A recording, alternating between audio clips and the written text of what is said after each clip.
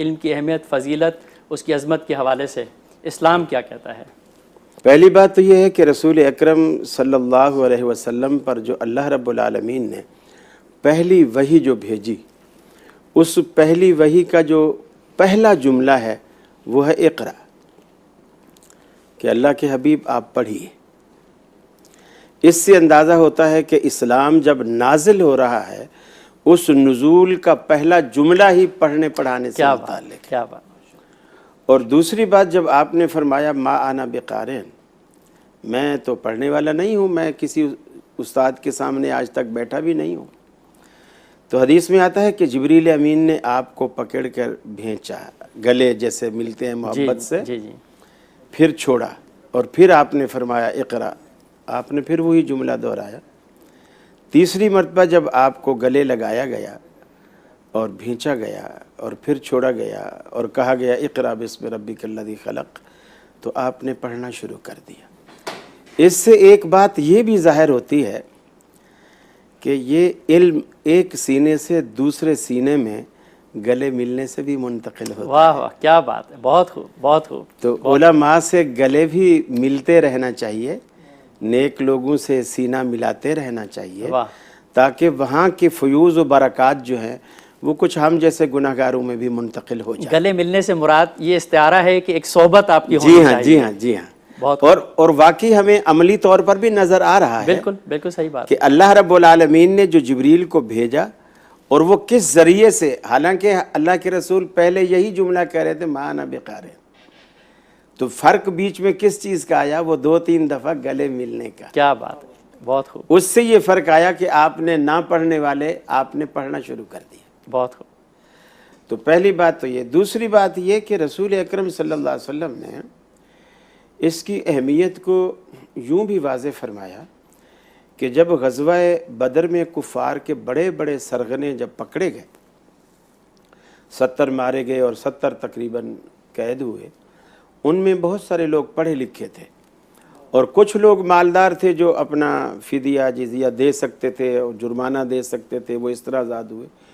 کچھ ایسے تھے جو غریب تھے لیکن پڑھے لکھے تھے، تو آپ نے ان پر جو معاوضہ رکھا وہ معاوضہ کوئی مالی معاوضہ نہیں رکھا، بلکہ آپ نے فرمایا آپ ہمارے اتنے بندوں کو آپ پڑھنا لکھنا سکھا دیں تو ہم آپ کو رہائی دے دیں گے۔ کیا بات، بہت خوب۔ اس سے بھی اندازہ ہوتا ہے کہ نبی رحمت صلی اللہ علیہ وسلم کے دل میں علم کی کس قدر عظمت اور اہمیت آپ کے دل میں بیٹھی تھی، جو آپ نے یہ بھی نہیں فرق کیا کہ بھی سکھانے والے تو کافر ہیں، علم ہی سکھا رہے ہیں نا۔ صحیح بات ہے، بالکل۔ سکھانے والے کافر ہیں، مشرک ہیں، جن سے ہماری جنگ ہے، وہ ہمارے ساتھ ابھی لڑنے آئے ہیں۔ آپ نے اس فرق کو نہیں دیکھا، نتیجے کو دیکھا، ثمرے کو دیکھا کہ اس کا ثمرہ یہ نکل رہا ہے کہ ہمارے وہ لوگ جو پڑھنا لکھنا نہیں جانتے، بہت خوب، وہ اس سے یہ بھی نتیجہ نکلا کہ اگر کفار سے بھی سیکھنا پڑے تو سیکھ سکتے تو آپ کو اجازت ہے، اسلام اجازت دیتا ہے، آپ اس سے سیکھیں۔ اور ویسے بھی حدیث میں آتا ہے جی، الحکمت ضالۃ المؤمن،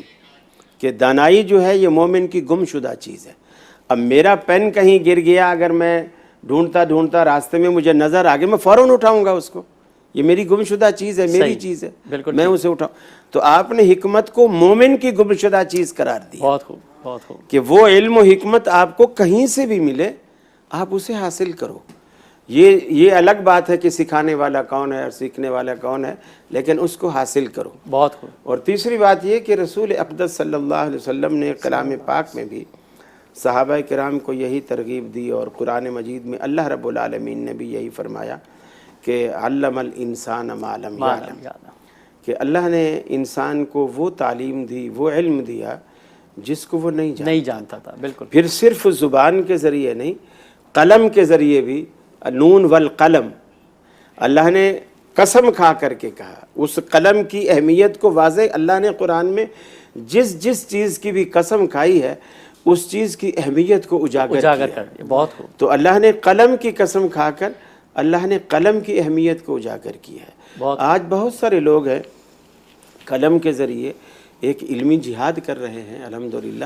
ہم نے کفار کا مقابلہ کیا، کفار نے ہمارے پیغمبر پر اگر کسی بھی حوالے سے کہیں سے بھی کوئی اعتراض کیا تو الحمدللہ مسلمانوں میں ایسے علماء اور ایسے قلمکار موجود تھے जिन्होंने कलम के ज़रिए जो है माशाअल्लाह वो उसका जवाब दिया। माशाअल्लाह। कारी साहब ये भी थोड़ा सा फरमाइएगा कि कहा जाता है कि इल्म तरबियत के बग़ैर और तरबियत इल्म के बग़ैर अधूरा है ये, तो इस पर कुरान हकीम या दीन इस्लाम की तालीमात और आप सल्लल्लाहु अलैहि वसल्लम की जो सीरत मुबारक है उस पर क्या इरशाद है?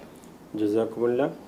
डॉक्टर साहब, पहली बात तो यह है कि अगर इल्म के साथ इंसान की तरबियत न हो तो वह इल्म बिल्कुल ऐसे है जैसे गधे के ऊपर किताबें लाद दी गई। इल्म का मकसद ये है कि इंसान को इंसानियत आए, उसमें आदमियत पैदा हो, उसमें ज़िंदगी गुजारने का सलीका पैदा हो। जानवर भी खाते हैं, इंसान भी खाते हैं, बिल्कुल, लेकिन जानवरों के खाने पीने में और इंसानों के खाने पीने में ज़मीन आसमान का फ़र्क है।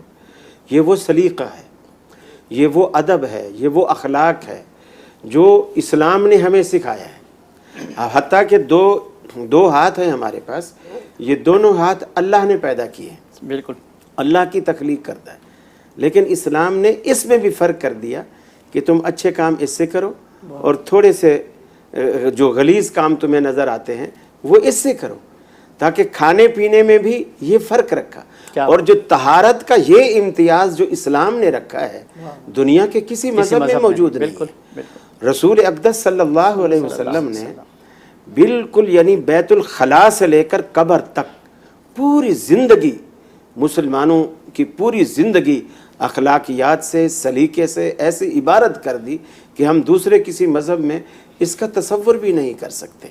और रहमत आलम सल्लल्लाहु अलैहि वसल्लम जहाँ सहाबा किराम को तालीम देते थे, तालीम के साथ साथ वहाँ सलीका और अदब भी सिखाते थे। आप कोई भी बात जो अखलाकियात के दायरे से बाहर देखते उसकी फ़ौरन तालीम देते। मसलन आप एक दस्तरखान पे बैठे हैं, उनमें मर्द भी बैठे हैं, बच्चे भी बैठे हैं, छोटे बड़े सब मिक्स। एक बच्चे हैं जो उस दस्तरखान पे बैठे हैं, थाल में से कभी हाथ इधर घुमाते हैं, कभी उधर घुमाते हैं, कभी उधर घुमाते हैं। आपने उसे फ़ौरन नसीहत की कि बेटा अपने कुल मिम्मा यलीक, अपने सामने से खाओ, अपने करीब से खाओ, हर तरफ हाथ नहीं घुमाओ। क्या खूबसूरत तरबियत का उसलूब है। अब वो इतना सहम गया कि दूसरी निशस्त में कोई ऐसी चीज़ आई जिसमें कई चीज़ें मिक्स थी। अब मिसाल के तौर पर मिठाई आ गई, उसमें लड्डू भी है, उसमें जलेबी भी है, बर्फ़ी भी है, तो नुक्ती दाने भी हैं, बालूशाही है। मेरा जी चाहता है कि मैं बालूशाही खाऊं, लेकिन वो आपके आगे रखी हुई है, और आपका जी चाहता है कि मैं मोतीचूर के लड्डू खाऊं, वो मेरे आगे रखा हुआ है। तो अब वो बच्चा सहमा बैठा है, अपने आगे जो चीज़ है उसको चाहे पसंद है या नहीं पसंद है वो खा रहा है। आप सल्लल्लाहु अलैहि वसल्लम ने फरमाया, बेटा जब चीज़ें मुख्तलिफ हों फिर तुझे इख्तियार है। क्या बात, क्या बात। तो उसको सलीका दिया। क्या बात है। तो इस्लाम छोटी छोटी बात पर भी सलीका, उसको सलीका, यही इल्म का असल मकसद है। अगर इल्म आए और सलीका ना आए, उस इल्म का कोई फायदा नहीं। बहुत बहुत ही अहम बात है। क्या इन उलूम को हासिल करने के लिए हम किसी गैर मुस्लिम ममालिक में जाके और गैरों से हम ये इल्म सीख सकते हैं? अगर मुसलमानों के पास नहीं है तो बाहर जाने में हमें कोई कबाहत नहीं है, सीखने में, समझने में, वो फ़न हासिल करने में। अलबत्ता ये मुसलमान तालिब इल्म के जहन में ये बात बैठी रहनी चाहिए कि तमाम उलूम का सरदार इल्म वही है। क्या बात है। बाकी दुनिया के जितने उलूम हैं वो इसके ताबे हैं। बिल्कुल। और जब तक इंसान ये समझ कर उलूम हासिल करता है वो गुमराह नहीं होता। इल्म वही उसे राह रास्त पे रखता है, उसकी बागडोर संभाल के रखता है और उसे पटड़ी से उतरने नहीं देता। जब उसके जहन में इल्म वही नौज़ुबिल्लाह महकूम हो जाता है और दीगर उलूम बादशाह हो जाते हैं तो फिर वो मर्ज़ी का मालिक बन जाता है, फिर वो पटड़ी से उतर जाता है। तो जहाँ भी जाए ये बात जहन में रखे कि वो इल्म जो अल्लाह ने हमारे पैगंबर के ज़रिए हमें अता किया है वो तमाम उलूम का सरदार है। क्या बात। और अल्लाह रब्बुल आलमीन ने भी कुरान में यही बात कही कि लियुज़हिरहु अलद्दीन कुल्ले, हमने इस्लाम को नाज़िल इसलिए किया है ताकि दुनिया के जितने अदियान हैं, अदियान आलम पर ये गालिब आ जाए। ये तसव्वुर लेकर इंसान कहीं भी जाए तो इंशाअल्लाह ये उसका इल्म जो है ये रहनुमाई करेगा और उसे गुमराही से बचाएगा। अच्छा कारी साहब, इसमें तखसीस भी तो नहीं है कि दीन का इल्म अलग है, दुनिया का इल्म अलग है? क्योंकि दुनिया के उलूम भी तो आखिर उसकी जो तशरीह है, उसकी ताबीर जो इल्म भी इस्लाम की तरक्की के लिए, तरवीज के लिए इस्तेमाल हो रहा है। अब इल्म और इंसानियत के फ़ायदे के लिए, इंसानियत के फ़ायदे के लिए जी। वो बिल्कुल इस्लाम उसको बुरा नहीं समझता, उसकी हौसला अफजाई करता है। हाँ, कुछ उलूम ऐसे हैं, जैसे हम कहते हैं काला इल्म, जी इल्म तो उसे भी हम कह रहे हैं, सही, और कुरान मजीद ने भी कहा है कि ये इल्म है जो बाकायदा सीखा भी जाता था, बाकायदा सिखाया भी जाता था। और लोगों ने हज़रत सुलेमान अलैहिस्सलाम पर भी इल्ज़ाम लगाया, और हज़रत अल्लाह ने कहा वमा कफ़र सुलेमान वलाकिन शयातीन कफ़रू, हमारे पैगंबर ने ये कुफ्र नहीं किया, शैतानों ने कुफ्र किया। वो लोगों को युअल्लिमून अन्नास अस्सिहरा, यहाँ भी अल्लाह ने युअल्लिमून का लफ्ज़ इस्तेमाल किया। वो लोगों को जादू सिखाते थे, जिससे तलाक़ें वाक़े हों, जिससे झगड़े वाक़े हों, जिससे फसाद वाक़े हों। तो इस्लाम ने इस इल्म की हौसला शिकनी की है, इसको इल्म ज़रर से ताबीर हाँ, इसकी हौसला शिकनी। अब जैसे आपके ज़रर लफ्ज़ से मेरे जहन में बात आ गई, मस्जिद सारी इबादत गाहें हैं, सही, लेकिन जिस मस्जिद का मकसद ही मुसलमानों की यकजहती को नुकसान पहुंचाना हो और मुसलमानों को दो लख्त करना मकसूद क्या हो, बात है, इस्लाम ने उसे भी ज़रर का नाम देकर उसे भी गिराने का हुक्म क्या दिया। बात है, क्या बात है। तो ये इस्लाम की एक खूबी है और वसअत है, हर वो अच्छी बात को सीने से लगाता है, और हर वो बात जो मुसलमानों को टुकड़े टुकड़े कर रही हो, मुसलमानों में नफ़रतें भर रही हो, मोहब्बत को मिटा रही हो, इस्लाम उसे ज़रर का नाम देकर उसे जड़ से उखाड़ देता है।